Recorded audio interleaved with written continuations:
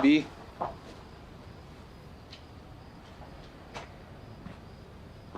Anong ginagawa mo dito?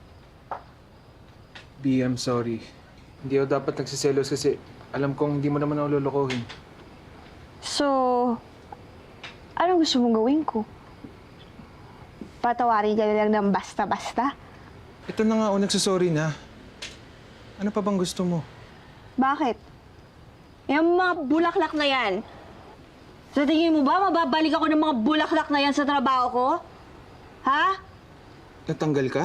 Oo, Christian. Natanggal ako sa trabaho ko.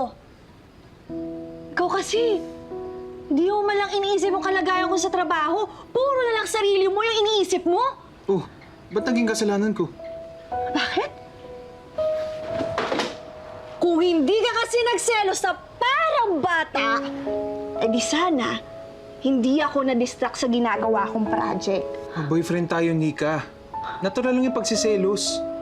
Pero sige, I'm sorry na nangyari yun no may time na mabigat kang iniisip sa trabaho.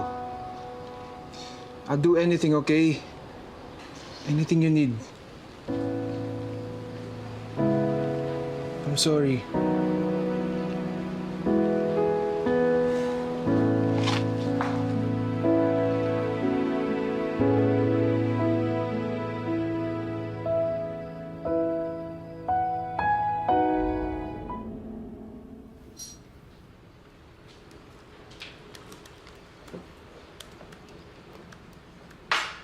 Hindi ka binalikan ng Pacifica?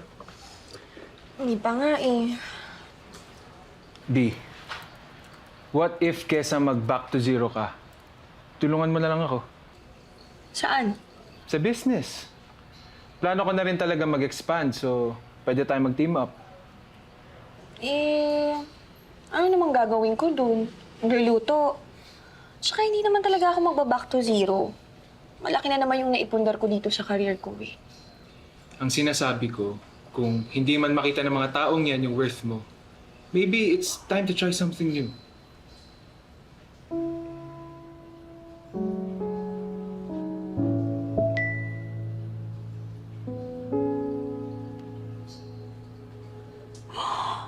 Oh my gosh!